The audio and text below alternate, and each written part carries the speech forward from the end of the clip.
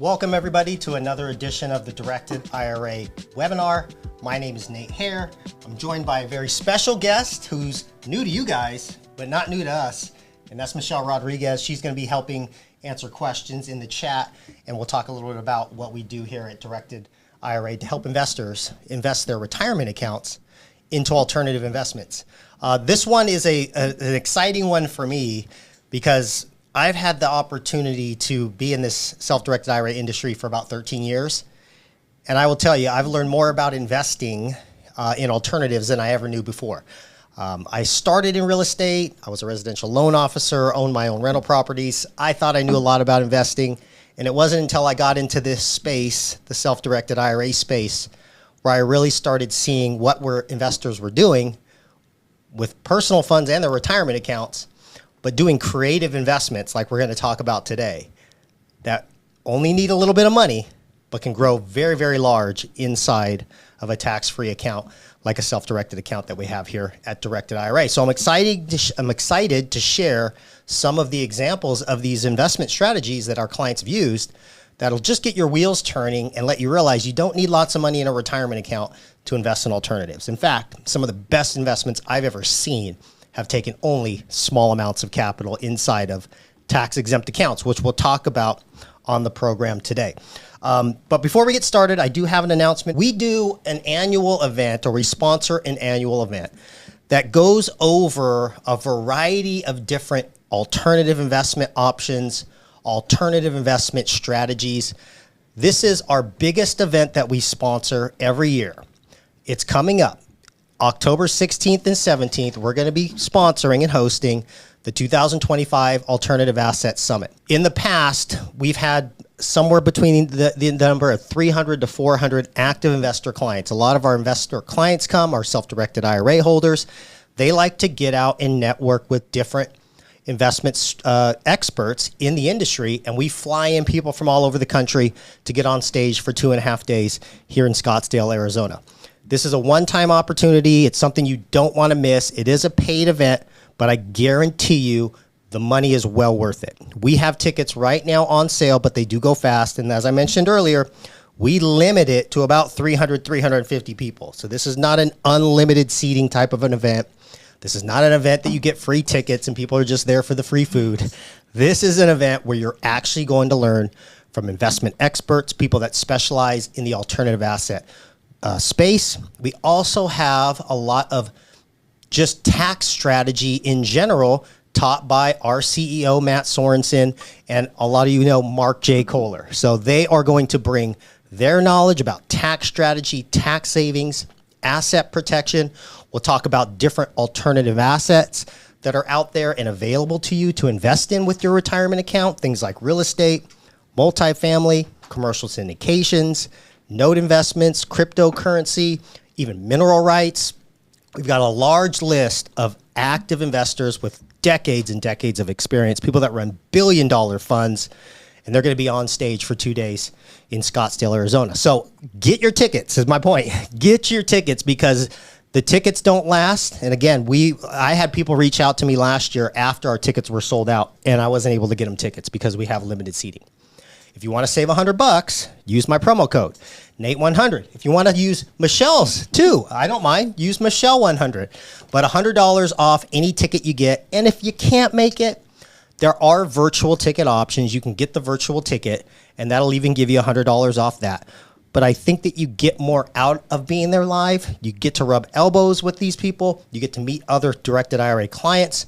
And you'll see from the case studies that I got today, you want people in your life that have retirement accounts. You don't have to just use your retirement account to leverage other people's. And this is a way to leverage other people's by meeting them on our turf at our annual Alternative Asset Summit. So scan that QR code or go to altassetsummit.com to purchase your tickets. So let's jump into the program.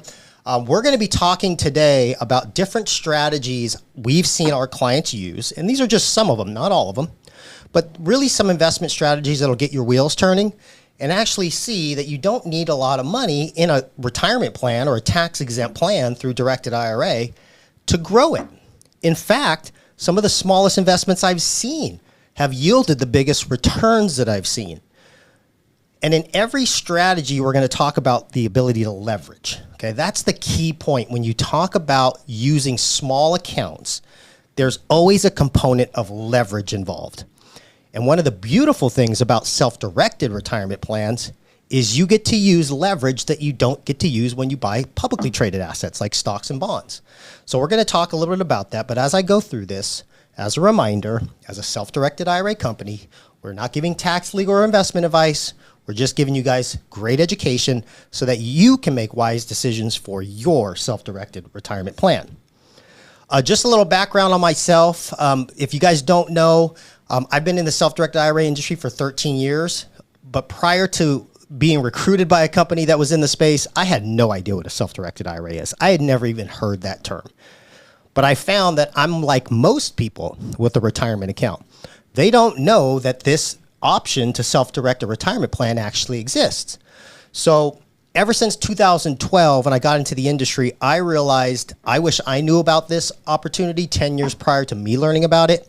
And I found that more people needed to understand what their retirement options are. Whether you're investing your retirement account or looking to invest it into real estate, into notes, into private companies, startup companies, into cryptocurrency, the options are almost limitless when it comes to your retirement plan assets.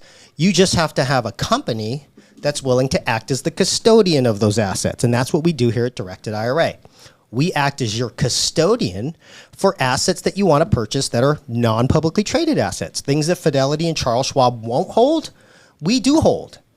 And why do we have the opportunity to hold those investments? Well, we're a licensed custodian, just like a Fidelity. Realize when you invest your retirement plan, you always have to have a custodian in between you and the assets.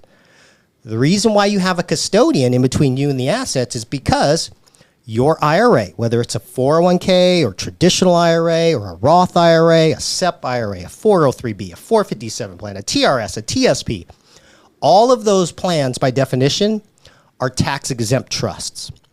The government has allowed us to set these trusts up to help us as individuals save for retirement. The way that they help us save for retirement is each one of these tax-exempt trusts is tax-exempt. The trust or the plan does not pay taxes. It's not a taxpayer. This is how Americans can save for retirement, is by having some of their investments grow inside of a tax-exempt account that's not taxed, so the exponential growth factor kicks in, and you can invest in all sorts of things, and you get the benefit from the distributions you take from the plan. But before that, you have to have a custodian that actually processes the purchase of those investments, the selling of those investments, and the owning of those investments so that you make sure that it's not taxed. When you buy stock at Fidelity, realize if you're buying stock in an IRA, in a Fidelity IRA, they own it on behalf of your IRA. You just tell them what to buy. You log in online, you press buy Walmart stock, and what Fidelity does is they go out and they buy that stock, and then they hold as the custodian the stock certificate. That's what shows ownership in your IRA. What Directed IRA does is the exact same thing.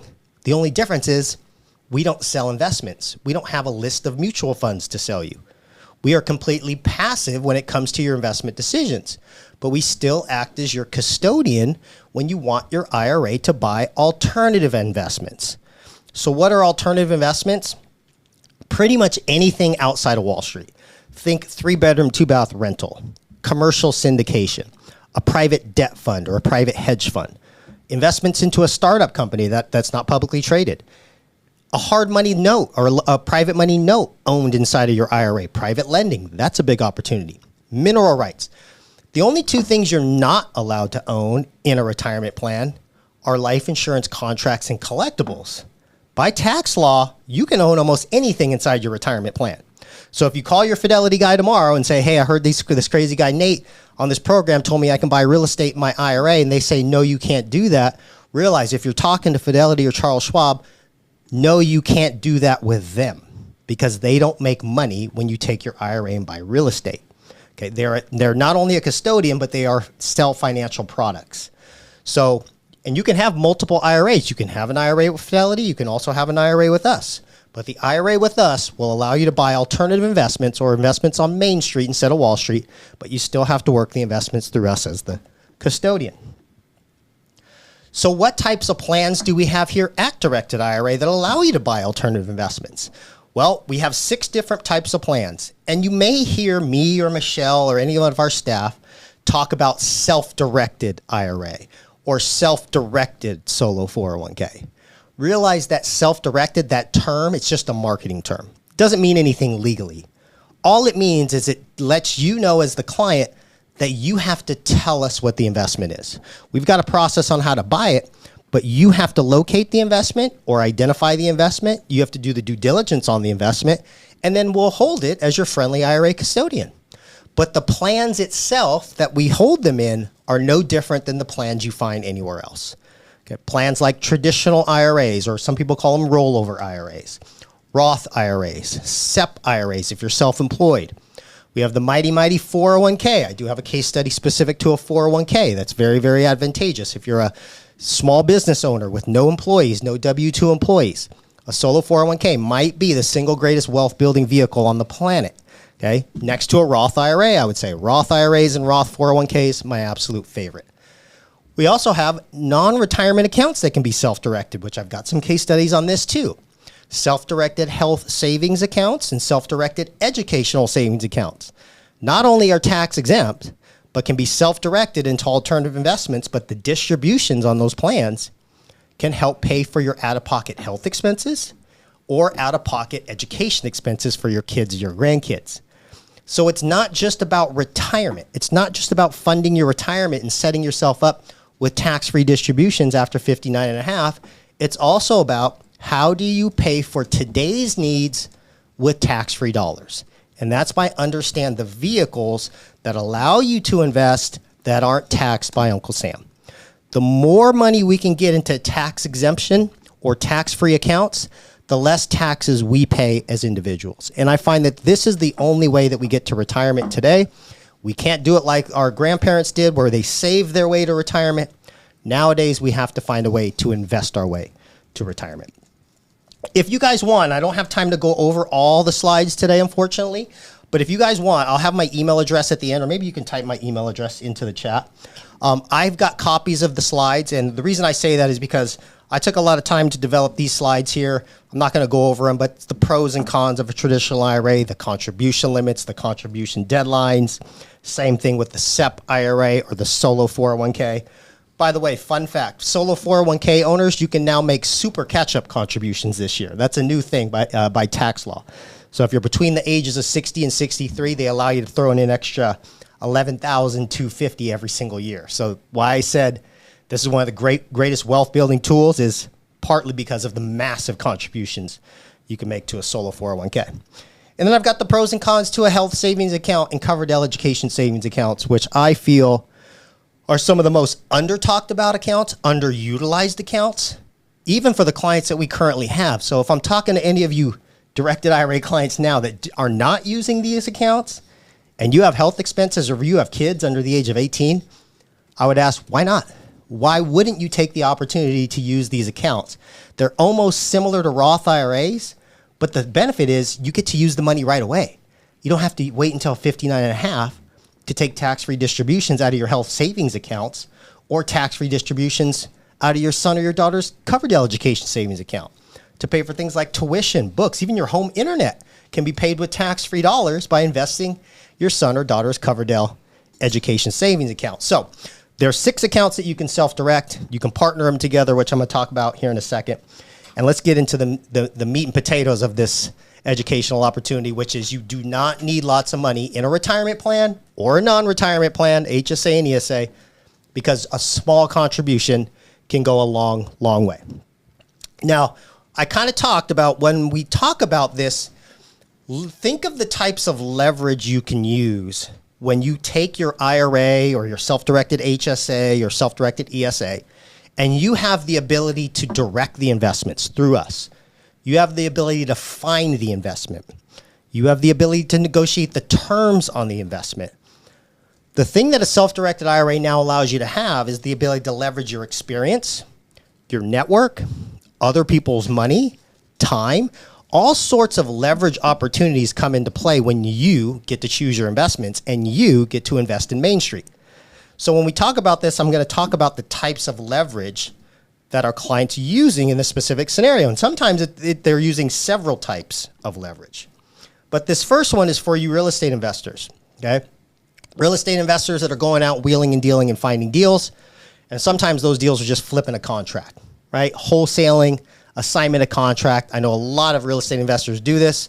It's a kind of an entry point for beginning real estate investors is just getting used to door knocking and finding property. And oftentimes you run into good deals where you can make money on the deal by just selling the contract, right? Negotiating terms with the homeowner or the seller, putting that property under contract in your name or your LLC, and then just assigning that contract to an end buyer in exchange for an assignment fee or a wholesale fee. I've seen people do this with as little as $50 and turn it into a $25,000 assignment fee at closing. You not only can do that outside of an IRA, you can do it with your IRA or your HSA or your ESA. Now, when you're doing this, what you're leveraging is your experience and your network, right? Some of you have buyers lists that you sell these properties to or you flip these contracts to. This is exactly what my friend Alan was doing in Houston, okay? So Alan is a commercial real estate broker, residential real estate broker in the city of Houston. He was doing wholesaling for many, many years. He never knew that he can use other buckets of money to flip contracts. Now, Alan was very successful and one of the most successful real estate brokers in Houston that I know of. In the past, here's how he was paying for education expenses for his daughter Maria. The old-fashioned way, the way we were all taught to pay expenses, which is you work for yourself or you work for a company, you pay your taxes, you pay your expenses. The problem was Alan was in a high tax bracket, okay? Alan paid 40% in taxes on every dollar he made. So if things like tuition is one of the expenses that Alan has to pay on an annual basis, if Alan is paying it with his money, the taxpayer, that means Alan has to go out and make $18,000 to pay a $10,000 expense. Because if Alan's using his money as a taxpayer and he's taxed off his earnings, he's got to make more than what the expense is to have what's left over for the expense. So Alan attended one of my classes in Houston and found out that there was this wonderful tool, this wonderful vehicle that works almost like a Roth IRA, except you can take money out tax-free and penalty-free the day the account makes money to pay for qualified education expenses. And this is called our Coverdell Education Savings Account. Let me describe the account first. It's similar to a 529 plan in the respects that it's set up for a child or a grandchild to benefit from the distributions, to pay for education expenses. Now, the differences between a 529 plan and a Coverdell is first, 529 plans are usually state specific and they're always government sponsored, which means the investments inside the 529 plan, you don't really get to pick, right? They're from a limited selection of investments. They're usually publicly traded investments, and they have generally pretty meager yields, I would say, anywhere from 4 to 6%. Okay? Great strategy, great way to save for retirement. But what do you use if you're a commercial real estate investor or a broker or somebody that makes more money in other areas and not so much in the stock market, right? What do you use? Well, the one thing we've had for many, many years and many decades is the Self-Directed Coverdell Education Savings Account. It's another savings account that you can set up for a child or a grandchild, but this account allows you to choose the investments. It allows you to self-direct it through us as the custodian.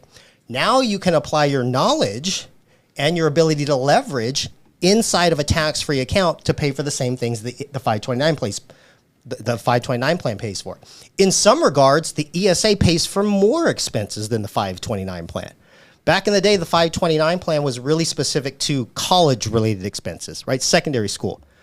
The ESA has always been a plan that's been well outside just college expenses. In fact, ESAs can pay for tax-free expenses all the way from pre-K all the way through college. How it's set up is you set it up as the responsible individual, the parent or the grandparent. Your child or grandchild is listed as the designated beneficiary. You get to pick the investments, but the distributions benefit the designated beneficiary's expenses from pre-K all the way through college, like I mentioned. The expenses are pretty broad. Tuition, books, computers, iPads, tutoring, even your home internet bill is a qualified education expense in the tax code, provided your kids do homework online. So think about all the expenses you're paying for today with the money in your back pocket that you could be paying out of a Coverdell education savings account with tax-free distributions. Here's the deal that Alan did, okay? Alan went out and found a deal that he was going to get under contract that he would have priorly did it in his name or his LLC and paid taxes on, but he learned about this Coverdell education savings account. He goes online, he sets it up, or he contacts Michelle, okay? Michelle, how's the process work when we open up any of our accounts here at Directed IRA? What should they do? They should call one of us. So we would walk you through what account to establish. We'll ask how you're funding it. We'll help guide you along the way so you don't feel lost. So that's what our group here at Directed IRA will help with. So they'll help you establish the account. They usually have a special promo that they'll give you. So you can go to our website and book a call with our team, or if you're on this program, Michelle will put her book a call link in there. Always start with them because they can walk you through the process, talk about the funding process and all that. But Alan contacted our team. He set up a Coverdell education savings account. The designated beneficiary was his daughter, Maria. Okay. He put a whopping $500 in as a contribution. Now, the max contribution to an ESA is $2,000 per child per year. That's the max you can put in. But you don't need to put in the max if you know what the investment is or what the investment capital requires. In this case, it was only $500 because Alan's investment was just going to be flipping a contract, which just requires a small earnest money deposit, which is always negotiated with the seller. So he sets up, oops, sorry about that. So he sets up the Coverdell Education Savings account, puts up $500 into the account. Then he has to find the investment. And here's how he gets us to deploy those funds for the investment. You always need to provide us two things as your friendly custodian. One is you fill out what's called our direction of investment form. Okay, this is a form you can get online. You can also email our staff and tell them what you're investing in, and they'll send you the form, or you can do it right through your Directed IRA portal, DTC Connect. Okay. This form is like you pushing the button at Fidelity. This form is just a line item form that says what you're investing in, how much capital it requires, what the wiring instructions are, ACH instructions. This just tells us what you need us to do. And then with that form as your instruction to make the investment, we need to see the investment. Okay, we need to see the contract in this case. So all that Alan did that was different in this scenario is there was a different name on the contract when the seller signed.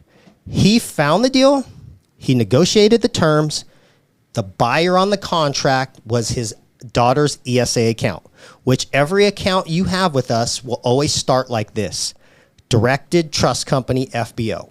Okay, so in this case, it's Maria Sanchez's ESA. So the buyer on the contract is the ESA, which is Directed Trust Company for the benefit of Maria Sanchez ESA.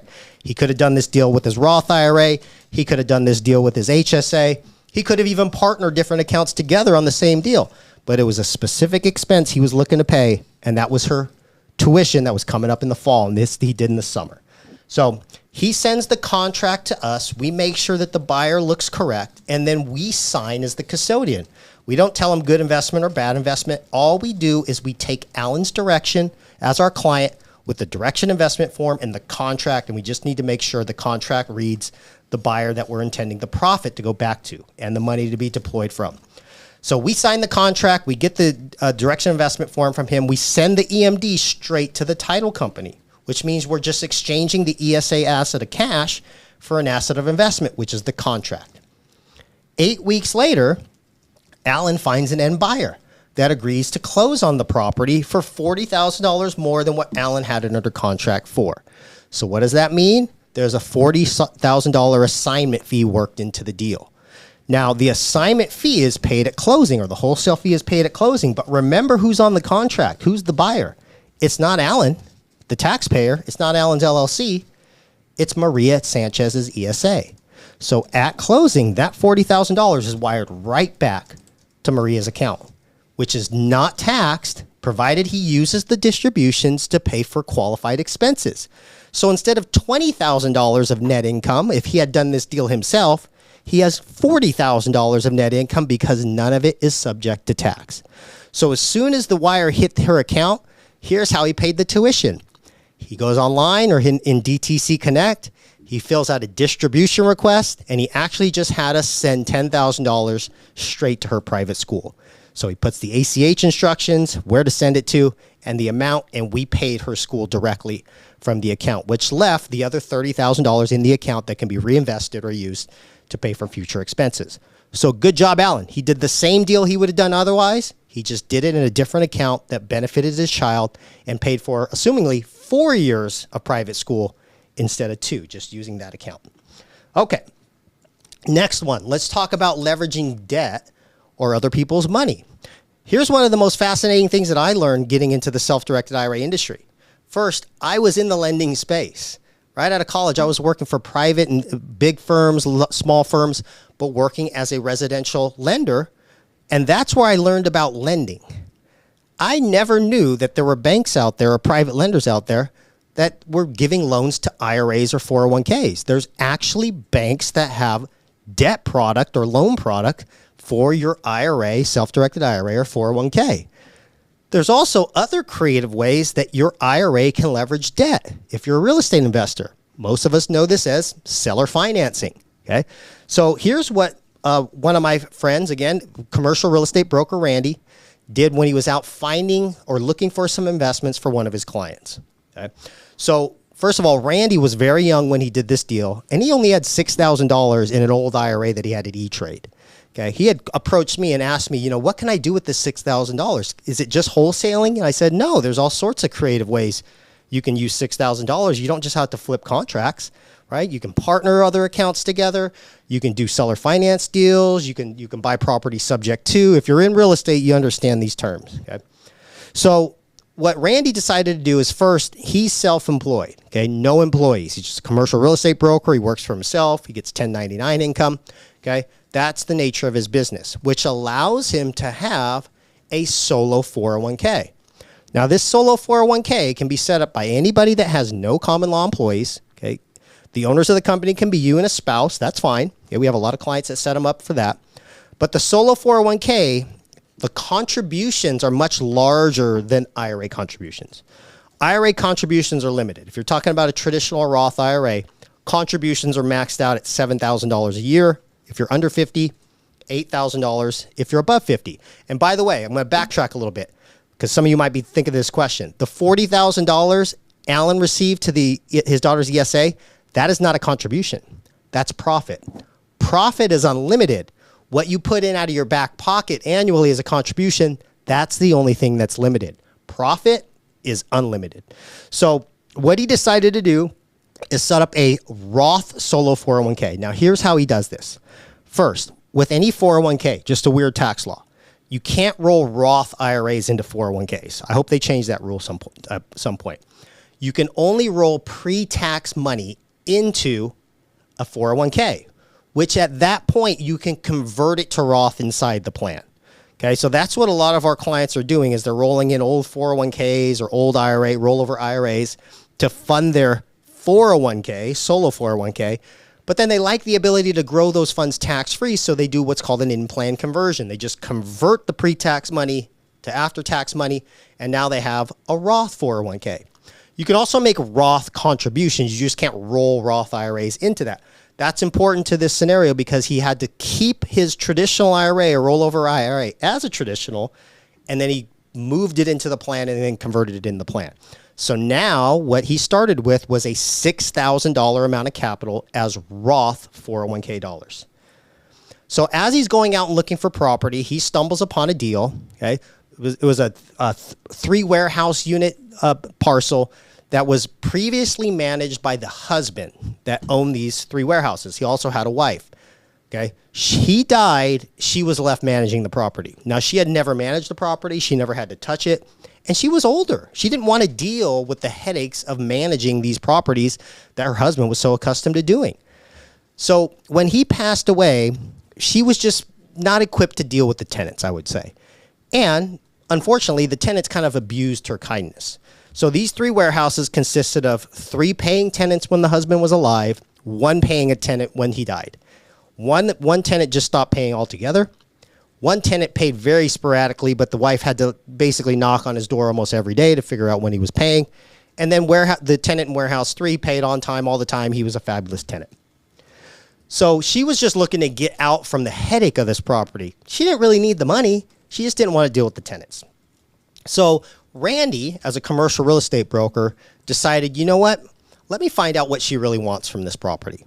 And what he found out in his conversations with her is she loved the income the property gave her when the tenants were paying. She just didn't like talking to the tenants. But she liked the income because she was in retirement, and this helped her supplement her Social Security, and it allowed her some living expenses. But if she sold the property, that didn't really appease her because then she just got a bunch of money sitting in a bank account making no interest. So she just wanted to get rid of the tenants is the problem that she had. So Randy, as a real estate investor, decided, you know what? Let me see if this makes sense to you. What if I could give you some monthly income, but in the form of interest payments from me to pay off the property, and I'll deal with the tenants? She said, yeah, that sounds phenomenal. She didn't have any debt on the property. They own the properties free and clear. So essentially what Randy was negotiating was, will you seller finance part of this deal to me? And my 401k is going to be the buyer, and it's got $6,000 in it. I'll even give you the $6,000 for the down payment, or just for a good faith deposit to you. And she said, yeah, that's fine. So what Randy was able to do was get his 401k into ownership of 3 warehouses with $6,000 down. Okay. The 401k was the buyer on the contract. The 401k was also the borrower on the note. Okay. So Randy had a real estate attorney. Randy's attorney drafted the promissory note, and the lender on the note was the widow. The borrower on the note is Randy's 401k. Remember, Randy has no piece of this deal. He's just quarterbacking the deal and having his 401k as the owner. The 401k is on the contract. And in this case, 401k is going to be self-managed, so he didn't even have to run this investment through us. He's got a trust checking account. He deploys the funds. He actually signs the contract as the trustee of the 401k. And all of the profit from that point, once the 401k owns the warehouses, guess where the tenants pay rent? To the 401k. Now, as soon as he took title to these 3 warehouses in the name of the 401k, he got his property manager, which was a phenomenal property manager, to kick one of the tenants out in warehouse 1, get a new tenant within 5 days, good paying tenant, rehabilitate the tenant in warehouse 2, and warehouse 3, again, was a paying tenant. So within 5 business days, they had 3 paying tenants on this property, which are now all paying rent to the new owner, which is Randy's 401k, which Randy gets to monitor and make sure all the money comes in. And then what Randy also does is he makes sure that as soon as those rents come in, he sends a wire to the widow to cover the note payment.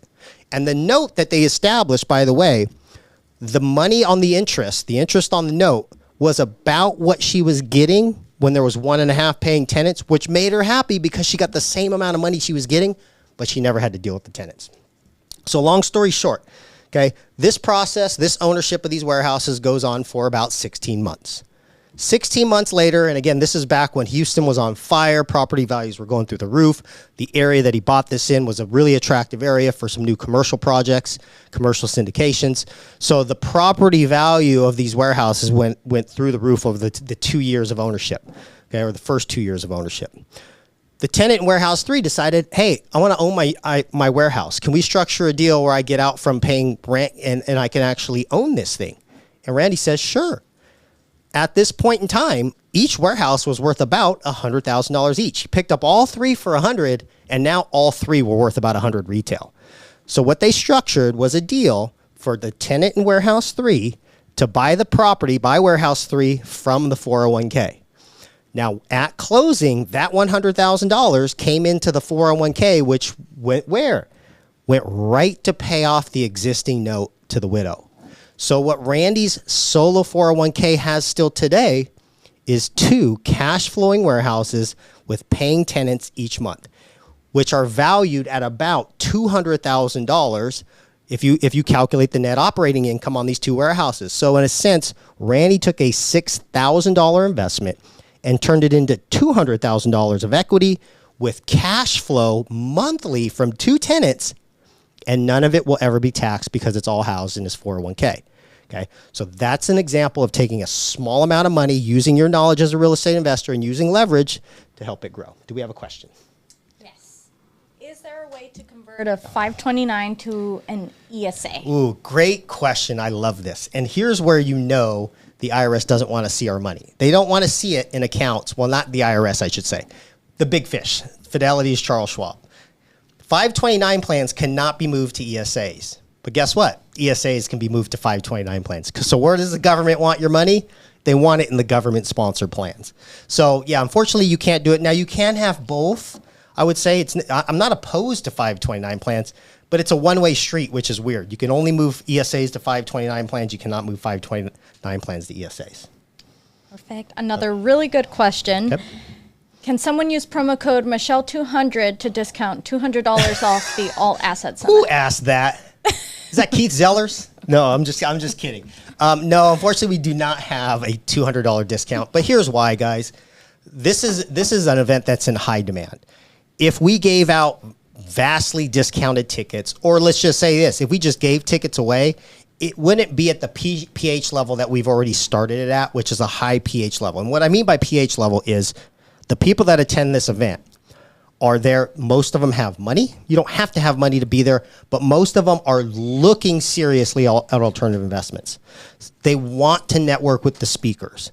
We don't have tire kickers that are, like I said, people that are there just for the free food. So we don't like to discount them too much. We don't even like discounting the VIP tickets because there's so many added benefits and bells and whistles that you get. So that's all I'll say about that. Do I love giving discounts? Yes, I give out discounts all the time on accounts. But on this event, it's just so good of an event. I'll just say that.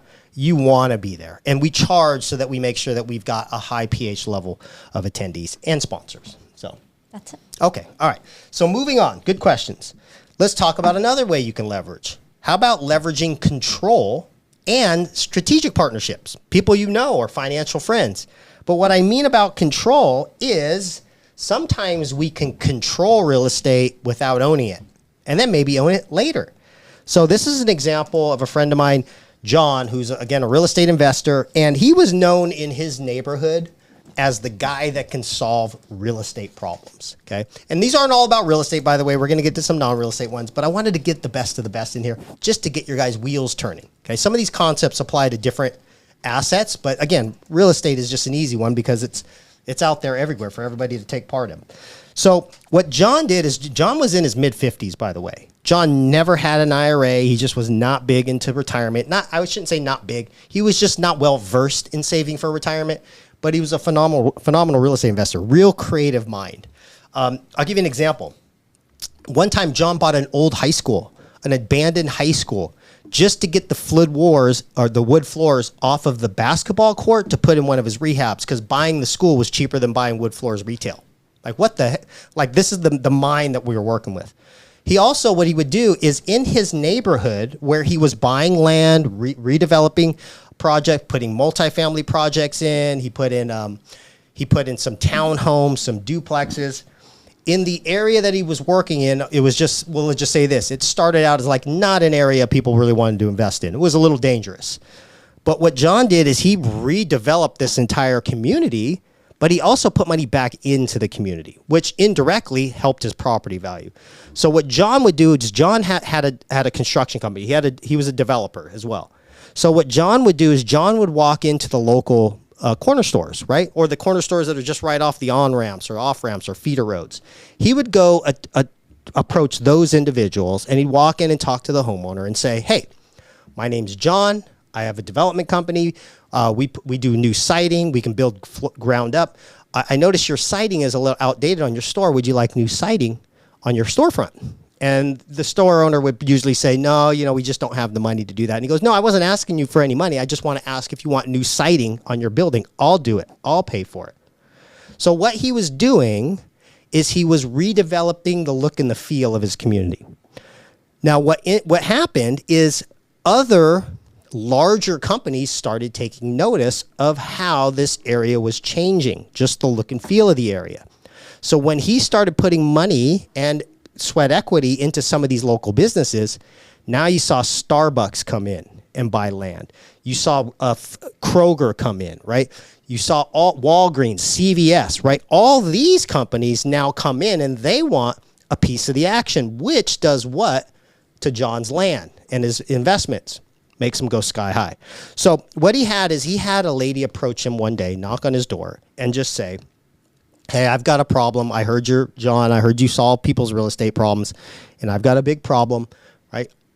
I'm being forced out of my house. The county assessor is put my property into foreclosure because I don't have the means to pay the property taxes. I own the house free and clear, but I don't know what to do.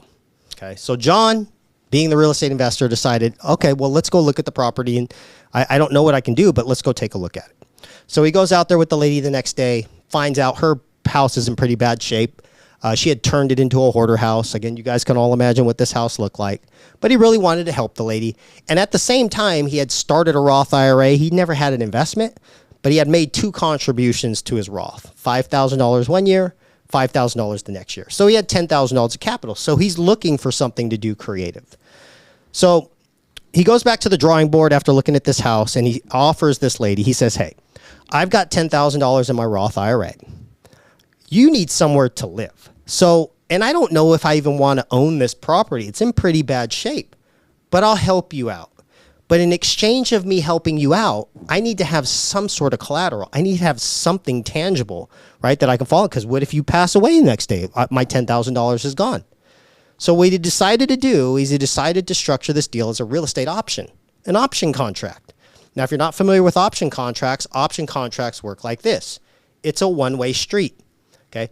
You as the buyer, okay, can offer consideration to the seller. Consideration is not like an earnest money deposit. It's not refundable. Consideration is what you give in exchange to have the option or first right to buy the property. You have the right to buy the property, not the obligation. So a well-structured option agreement will list things like this. The option time period, okay? How long do I have this option to buy the property? And in this case, we're talking about the Roth IRA owning the option, okay? So there's going to be an option time period. It has to be very specific. From this time to this time is how long the Roth IRA has to purchase this property. If the Roth IRA tries to buy the property after the option period expires, the option is expired. It loses its consideration. But during that time, the Roth IRA has the first right to buy the property, and the seller can sell it to nobody else during the 2 years. This is also a recordable instrument. You can record this with the county so that everybody knows I can't make an offer on this property because Directed Trust Company, FBO, John Jackson Roth IRA has an option to buy it for 2 years. The option also gives you some leverage in different avenues. You can assign an option to another investor, so it works like wholesaling. If you've got the right to buy the property for the 2 years, right? In this case, it was a 2-year option. You can assign that right to somebody else for an assignment fee. Or the seller can come back and cancel the option for a fee. So you can even make money if the seller comes back and says, you know what, I decided that I want to stay in this property. I came into a windfall of money. Can we cancel the option and I'll pay you back the consideration and some money on top of that. So there's many different ways that an IRA can make dollars, okay, and have some flexible options with an option. So here's what he did. The Roth IRA retained title to the property, okay, through an option, okay? Not title, but it had the first right to buy the property for 2 years, and you always have an option strike price or a purchase price in this case. Sometimes the purchase price will be higher than the consideration, but it doesn't have to be. So in this option, the $10,000 was the consideration. The $10,000 was also the purchase price. So in a sense, his Roth IRA can obtain ownership to the property for the amount of consideration that it already gave. Now, the 2 years allowed the elderly person to stay in the house for 2 years, which she gave her enough time to pay the property taxes with the 10 grand, stay in the house that she owned, but then move on with her life, which ended up being up in Virginia with her family who put her in a home. Okay. So now John has the option, or John's IRA has the option to exercise his option and take title to the property, which it did.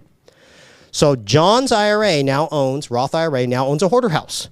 What does it do with the hoarder house? Well, He's got big plans for it. He'd like to see the hoarder house demolished, okay, bulldozed, but it sat on a great tract of land. It actually had a lot of land, which at the time could be redeveloped and rezoned to do commercial or build up. So what he wanted to do is he wanted to build 2 brand new townhomes and sell them retail, but he doesn't have enough money in the Roth IRA. He also understands that it would be prohibited for John to use his construction company to build on land owned by his retirement account. This is one of the prohibited transactions we would create. If my IRA owns land, I personally cannot develop on that land. Okay? There's certain people that can't develop on land owned by my IRA. Me, my spouse, my kids, my parents, my kids. Anybody outside of that can. So what he decided to do is he went out and he went down to a friend of his that also had a construction company that was not related to him. And what he said is he says, hey, my Roth IRA now owns this hoarder house. I think this is a great piece of land to bulldoze this thing and build 2 new townhomes, sell them retail. But I need some sweat equity. I need a sweat equity partner, and I also need some funds to develop it. I own it. I need a joint venture partner. So what he did is he took the Roth IRA that owned the land and his financial friend who owned the construction company, and they formed a joint venture. Okay? The joint venture stated this: the construction company developer would bring in all the sweat equity and all the money to bulldoze and rehab. And as a part of the joint venture, the owner of the land and the sweat equity partner would split the profits 50-50 when both townhomes were sold. Okay, long story short, it took about 12 months to do all this. 12 months later, both those townhomes went on the market, sold almost immediately for retail, and both parties split a net of $595,306. So the Roth IRA, John's Roth IRA, took a $10,000 investment, and about 3 years later, turned it into $297,653, completely tax-free, which he ended up rolling that money into investment in a de novo bank and parlayed up and bought bigger. So you don't need lots of money in these accounts. You just need some leverage, and you need a creative investment strategy. What are other ways that we can partner accounts together? Maybe on some non-real estate investments or real estate, or maybe passive real estate investments. We do this a lot with our clients that are looking for a little bit more control and are looking for a better, more efficient way to get investments processed, especially when they have multiple accounts. Okay. We have an opportunity for you to set up through our law firm, KKOS Lawyers. It's our sister company. We're actually sitting right on their floor right now. Okay. Our law firm actually sets up these all the time for our IRA, directed IRA clients. They set up IRA-owned LLCs. Now, these LLCs are not a requirement to direct your IRAs into alternatives, but it does simplify your life. And it greatly simplifies your life if you're trying to use multiple accounts, which is the point of the story. I'm on the next case study. They can set up single member LLCs where one IRA owns the LLC and you act as the manager of the LLC. Now, you don't have any ownership in most cases, but you do get access to deploy money from the business checking account set up through the LLC. So at that point, we're kind of hands off when it comes to processing the investments. The only investment we process is the IRA funding the LLC. And you work right through the KKOS law team, and you can even be the manager of that LLC, which means you get check writing ability. Some people call this a checkbook IRA-owned LLC. Now, if you have one plan on the LLC, it's a single-member LLC. If you have 2 plans or more on the LLC, it's a multi-member LLC. And in this case, we had a client, David, that used multiple IRAs to structure a multi-member LLC, mainly for the ease of use, or partly for the main ease of use, but mainly to meet an investment minimum he couldn't meet with his individual accounts. So David lives in West Texas, where they're doing a lot of development right now. A lot of you guys might be looking out there for investing. Okay, he had a commercial syndication opportunity approach him with a company that was going out there building land and building some strip malls, strip centers. He thought that this was a great way to get into an investment because A, he liked the investment monetarily. He thought it was going to provide him great returns. But also, here's one of the beautiful parts about self-direction. You can invest right back in your community through sweat equity of other people. You can't do that in the stock market for most pieces because you're investing in these huge publicly traded companies that don't directly impact your community in most cases. This was an investment that not only provided him good return, but provided a social benefit to the community that he lived and played in, and his kids lived and played in. So he really wanted to get into this investment, but he couldn't meet the $100,000 investment minimum that the investment sponsor required until he set up the IRA-owned LLC or multi-member IRA-owned LLC. David had 6 accounts. Okay, he had his old IRA, his old 401k turned into IRA. Okay, he had his wife's Roth IRA. I forgot his wife's Roth IRA. He had 2 sons that had Roth IRAs because they were already working. They had small jobs in the summer. They were in college and high school, but they had earned income. His health savings account from his old employer, and he set up an ESA for his younger son. So he had 6 different tax-exempt plans that all had less than $25,000 in it. So what David did in order to get all those plans involved into an investment is he contacted us. He opened those 6 accounts, moved money in if they were coming from another custodian. We just transferred those funds over. And then the 2 Roths and the ESA, he just made contributions to, maxed out the contributions. Then what we did is we processed an investment from each account to own a pro rata share of a multi-member LLC that David manages. We hold one investment on the books, the LLC. David now can sign off on the investment, but the investment now with the investment sponsor is the LLC itself, which is owned pro rata by the accounts. So he was able to bring all his tax-exempt accounts into play and invest in an investment that he couldn't do otherwise because he just understood the power of the IRA-owned LLC.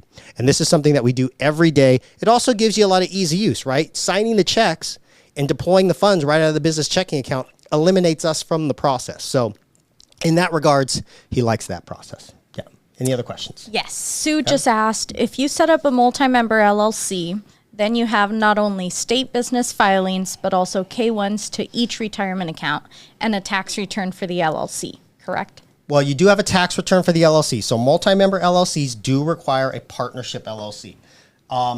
K-1s, possibly K-1s, will come from the investment sponsor, but those are usually to us. Well, they would be to you if you were the manager of the LLC. That's fine. But here's the cool part. It's just paperwork, but there's still no taxes. There's a tax return, but LLCs are pass-through entities in regards to taxation.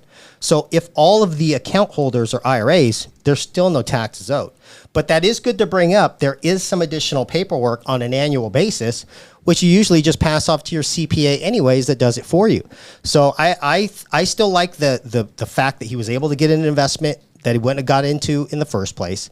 A lot of our clients like the use of the IRA-owned LLC, especially if you have investments that have moving parts. I'll tell you this, a lot of times you have to have the LLC. Maybe you're investing into a flip deal that requires a lot of money going in and out to pay contractors and pay for expenses. That IRA LLC can be your lifesaver, and people just put up with doing the partnership tax return that their CPA just files at the end of the year. The other thing is we're starting to attend more auctions, right? If you're buying real estate at auctions, sometimes you need to have cash right there on the spot in order to hand over to the trustee. You need a checkbook when you go down to buy property at the local auctions. Okay, how do you do that if you want your IRA to be the owner of the property? It's very difficult. It can be done, but it's not as easy as processing an investment with a 30-day close, right? So the IRA-owned LLC gives you more flexibility to buy things the day of. It also gives the ability to partner different accounts together to buy bigger things. So yes, there's always pros and cons to every strategy and structure. I'll just say that. Okay, any other questions? Okay, so let's talk about the last one, and then I'll wrap up here. Okay, I love these ones because these are passive.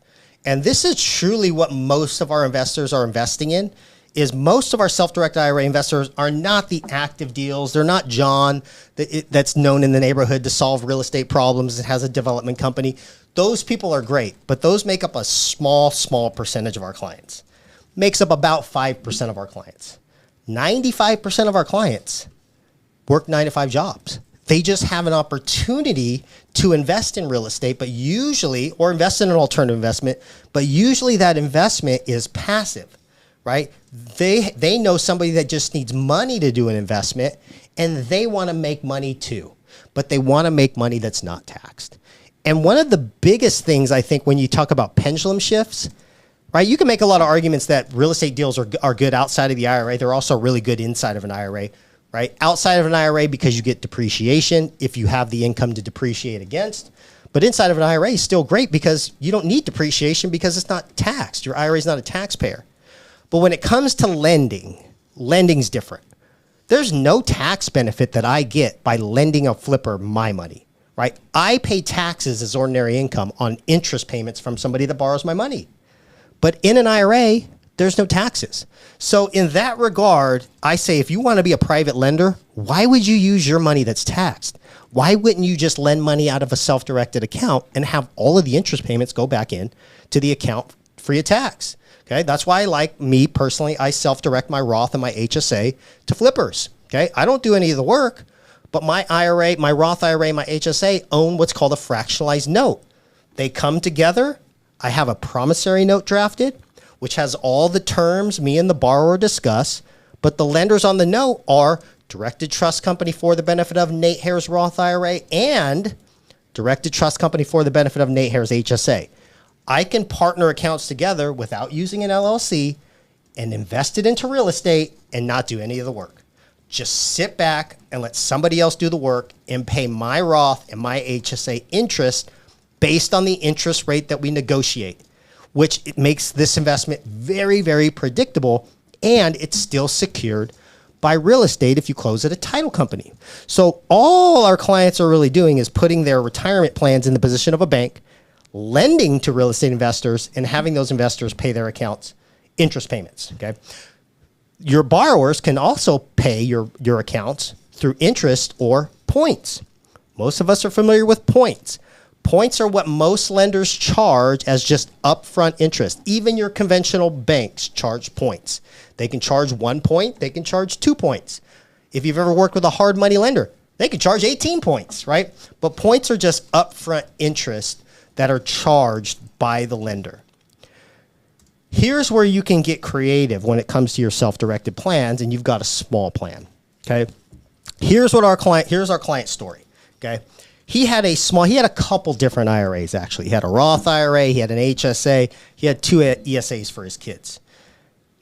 He was approached by a friend of his that had this property that he got under contract that he needed some quick financing for, okay? His conventional lender wouldn't work with him because of the state of the property, the condition of the property. He could have gone hard money, but hard money was expensive. It was 18%, and they still needed 2 weeks. And he really wanted to close on this because he wanted to get the rehab started right away. So he realized that, hey, I've got a friend that has some self-directed IRA money that likes to lend. Okay, let me see if he'd be interested in lending money from his self-directed IRA, and we can close in the matter of, let's say, 2 to 4 business days. That's how long it takes us to process a note investment or any investment. Now, in this case, there's 2 things Directed IRA needs to process this investment. The client just fills out the direction investment form for a note, and then they give us a copy of the contract with it, which in this case is the promissory note. The promissory note lists all the terms of the note, right? The maturity date of the note, how much the note is for, the interest rate of the note. What it also lists is the lenders. So they negotiated terms that the borrower was perfectly okay paying 12% on a 12-month note, okay? It was an interest-only note, okay? A balloon payment, which balloon payments, again, are fine for investment property. All balloon payment means is the loan amount and the interest rate was amortized over 30 years to make the payment small for the borrower, but the entire balance, principal balance, is payable and due after year 1. That's a balloon payment. Also, it encourages the borrower to get out of this deal and get to conventional financing, which is what the borrower wanted to do. He doesn't want to pay 12% forever. He just wants to fix this property up with some private money and then refinance to a conventional bank and get a lower interest rate and pay the private money lenders back. Okay, so actually there was an 18-month loan with an optional extension. The ARV on this property was $250,000, but my client only wanted to use $25,000. He really wanted to just boost his IRA, and he had another family that wanted to partake in this deal. Now, this other family did not find the deal. They did not know the financial friend. They did not know the flipper. They knew David, okay, or they knew the client, John. So what John decided to do after talking with us is decided that he just wanted to use one of his accounts in this deal. The reason he only wanted to use one of his accounts, even though he had 3 or 4, is that he wanted to structure this in a different way because he was doing a lot of the legwork, okay, and he didn't want to have all his accounts. They were already invested in a note. And then once you have accounts involved of disqualified people, we've talked about this on the programs before. there's a list of disqualified people, which include disqualified people are the account owner's spouse, their parents, their kids, their grandkids. Okay. If you have any accounts that are partnered on a deal of disqualified people, you have to keep the percentages of earnings strictly to the percentages of ownership. Okay. So for him on this deal where he's bringing in other people's IRA funds, but he's doing all of the work, he didn't want to make such a small amount of profit to his account. If he involved any other account, okay, besides his Roth, he'd have to split all the earnings pro rata. If he just uses one account, okay, which in this case was his Roth IRA, he didn't have any personal funds in it. He didn't have any of his other family's accounts. All the other IRAs partnered on this note was another family, okay, not related to him. What that allows him to do is be more flexible with how the earnings are dispersed. So what he negotiated with this other family is, hey, I'm kind of working this deal. I've got an attorney that will draft the note, right? I'm doing this, I'm doing that. I have the borrower to agree to pay 12% interest. Would 12% work for you guys? They all said yes. They were all in cash positions, not making anything. But what he decided to ask for is he said, I'm also negotiating 2 points. Would you guys be okay with those 2 points paid up front by the borrower, but just paid to my Roth IRA? They said, sure, yeah, we don't care. You're giving us 12% on money that we were making nothing on. Why would we care if you get the 2 points at closing? Now, if you know real estate, you know that the 2 points is not based on what you put in. The 2 points is based on the entire loan amount. So you guys can probably see where this is going. So with John's small $25,000 investment on a fractionalized note, which looked like this, the lenders on the note read, Directed Trust Company, FBO, John Jackson, Roth IRA, as to the undivided interest of 20%. That's 25,000 of 155,000, about 20%. Okay. Directed Trust Company, FBO, Blake Fisher, as to the undivided interest of 15%. Directed Trust Company, FBO, Melanie Fisher, as to the undivided interest of 30%. All the IRAs or all the plans are listed as the lenders. But their negotiation was that at closing, okay, on the settlement statement, the borrower would pay the 2 points based on the $155,000 or $125,000. What was it? $155,000 would be paid at closing directly to his Roth. So all the IRAs outside of John's, okay, made 12% annually on a secured real estate note with collateral as the real estate. John's Roth made 22% because it not only made the 12% off its $25,000, it made an extra 10% because if you divide the 2 points up front and divide that into his investment amount, that's an extra 10% return that he got. So structuring a deal that way. Now keep in mind, he was only able to do this and retain the 2 points because he only had one account involved. Okay, one account. There's no disqualified parties involved in the transaction. How do you have a prohibited transaction with no disqualified parties included? He didn't get the 2 points personally. The 2 points was just paid to his Roth IRA. So this is a way you can structure partnerships, leverage other people's money, okay, and structure deals in a way to where you get above average return, okay, and doing it like this. And you can pick and choose the accounts. He could have used his HSA if he needed distributions to pay for healthcare. He could have used his son or daughter's ESA if he needed to use that money right away to pay for education expenses. But you can strategize based on the account and your need for money based on the different types of accounts that you have. So any questions on that? No, the only other question is, can a multi-member LLC purchase stocks and crypto? It can. It's a little tricky. Do you want to explain that process? So you don't necessarily need a multi-member IRA LLC to purchase stocks and crypto. We would go over details on a call. It is a little bit tricky, so I'm happy to help answer that. But the multi-member IRA LLC could, if you're planning to partner multiple accounts into stocks or crypto, you can set up that LLC, and then that LLC would go on any exchange of your choosing to invest into crypto. Stocks, we would do that for you in-house. Yeah, so I would say sometimes like stocks and crypto are easier to just have an IRA hold those, especially the crypto IRAs. So you don't necessarily need to bring IRAs together to partner to buy crypto. And you can just reserve the IRA-owned LLC for your more complicated investments or alternative investments that are not like something you just buy online. So either way you want to do it, it's up to you, though. So great question. Any other questions? Okay, you've been typing away here, so I'm assuming you answered all the questions. Okay, so I hope this was helpful to you guys to just get your wheels turning about how you can use self-directed plans, how you can use leverage like financial friends, leverage debt, leverage your experience, your network. There's all sorts of ways you can take a small IRA and grow it larger. You just got to get yourself used to thinking outside the box, or just realizing the box is bigger than you thought.